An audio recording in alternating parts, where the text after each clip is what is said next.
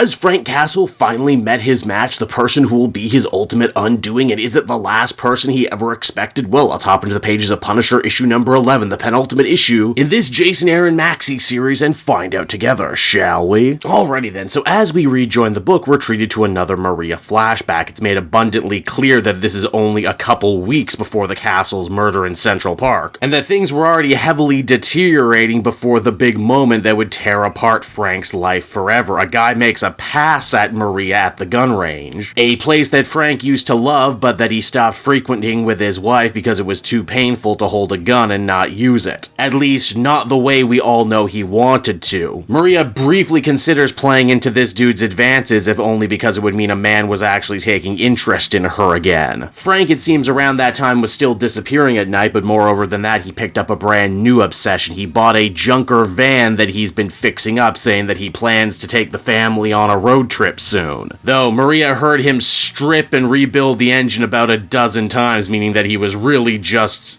looking for excuses not to engage with his family. Also, hey, is this the origins of the battle van? I wasn't expecting that. Frank and Maria ultimately do agree, though, to take their children on a trip to the park the following weekend, and well, we all know how that story ends. Now, back in the present, you'll remember that the Punisher had been confronted by the Avengers at the end of the previous issue, and now Doctor Strange is using all of his magical know-how to try and conduct some sort of arcane surgery. He's quite literally cutting the evil out of Frank as if it was tumors. And oh boy, does he have a lot of evil in there right now, so much to the point he's actually able to break out of Doctor Strange's hold and go after the rest of the Avengers. The truly hilarious irony in all of this is that if you remember from the last issue, Frank had already had an epiphany. He had already begun rebuking the Beast. But of course, the Avengers can't hear any of that, and even if they did, they wouldn't believe him because, geez, look at him, he's flying around, he's on fire. Does that look like the sort of thing a guy telling the truth and who isn't controlled by an evil ancient demon would do? Nah, of course not. We get treated to another flashback where we learn that Maria actually hired a private investigator to follow her husband at night. Frank had caught wind of this and threatened the man's life, saying that he better just tell his wife he's having an affair, because in reality, the truth that he just goes back to his old neighborhood, sits on the roof that he watched those people get murdered at as a child, would honestly be way more devastating for his wife to hear right now. Hell, it would make more sense too. Maria even says in her internal monologue, maybe she lost Frank a long time ago. Maybe the reason he's so cold and detached right now is because he's depressed. Sad that he'll never really live up to his true potential as the ultimate killing machine. Now back at the fight for Frank's soul, Jason Aaron actually goes out of his way to lean on his old Doctor Strange work. Steven reads the Punisher the Riot Act, saying that he has no idea what dipping his toes into magic means. That all magic, even the Beast's dark magic, has some sort of equivalent exchange attached to it, and that Doctor Strange has been running around trying to fix all the horrors that the Punisher's bloody crusade has wrought, be it children born with horns threatening to kill their own mothers, or monks in Poland who have their faces boiled and melted off. Other Avengers members get their chance to jaw-jack with Frank for a little bit too. I particularly enjoy Moon Knight saying he knows a thing or two about being a leg breaker for a god, and that ultimately it's never worth it. Hell, Mark Spector killed his god, and if he can do that, they probably weren't much of a deity to begin with. Let's try and kill your god and see what happens. Even Black Widow gets in on the action too, which is pretty interesting considering that in tone she's probably the closest to Punisher than anyone else on the Avengers team. She also helped him escape at the end of the Rosenberg series, though I don't think Jason Aaron remembers that. Captain America, of course, really steals the show by telling Frank to stand down, Marine, your war is over. Can't you see we're all just trying to save your soul, soldier? Only for Frank to once again call upon the power of the Beast, saying that he always knew where he was going when he dies because, well, Frank Castle's soul was spoken for a very long time ago. And it's right around here that all of these different storylines finally start dovetailing together. In the past, we see that fateful day in the park where Maria and the kids were murdered, only now it's revealed that before the gangland bullets started flying, Maria was actually about to ask Frank for a divorce, wanting to take the kids away from him, fearing what he might do either to himself or to someone else. While in the present, Maria gets one of the hand ninjas to take her to the archive room, wherein she finally reads up on the Punisher and sees everything that her husband did in her name and the name of her children after they died. And unsurprisingly, Maria doesn't exactly love the idea that Frank was willing to fill entire graveyards worth of of dead, all to try and balance the scales of their murder. Perhaps on some level the Punisher was always inevitable. Perhaps Maria had always been lying to herself. All she knows for sure, though, is that when Frank eventually does make it back to the Hand HQ, bloody and beaten from his battle with the Avengers, all she can see is the Beast, a beast that she must destroy. And as the comic comes to an end, Maria turns the very same gun that Frank used to kill Ares against him. And so that was Punisher issue number 11, everybody, and I gotta say, Jason Aaron really did pull out all the stops here for the penultimate issue. In fact, I'm kind of impressed with this big final reveal here that the ultimate finale of this series will be Frank versus his undead wife. I was so busy concentrating on the flashbacks and the cool new demon powers and the retcons, I didn't realize what Aaron was really doing here, and that is telling a pretty simple, pretty effective story about Frank ultimately being forced to face his own punishment at the hands of his wife. The Punisher story has, after all, always been one of comic books' greatest tragedies, and this is damn near Shakespearean. Aaron even goes out of his way to reiterate stuff that Ennis and other writers eventually circle back to time and time again, and that is the idea that the Punisher was always inevitable, that Frank would always eventually start killing people. Maybe he wouldn't have a skull shirt or a battle van or a bunch of high-tech weapons, but he was definitely gonna start lashing out and hurting people whether his wife and kids died or not. I even appreciate the divorce angle a lot more than I thought I was going to. It just kind of works, and if this story exists to give Maria Castle a lot more character and a lot more agency, this certainly does it. She saw the dark road her husband was going down, tried everything she could to protect him and herself and the kids, but ultimately none of it mattered because the pull of the Punisher is just that powerful. Obviously, as a reader, watching the Punisher do what he does is certainly cathartic. There's a part of us that always wants to see bad stuff happen to bad people, but at the same time, we have to know that a guy willing to mow down as many criminals as the Punisher does has to absolutely not be right in the head, and there has to be something deeply wrong with them. And now that we know that Frank is actively killing in the name of a wife who was divorcing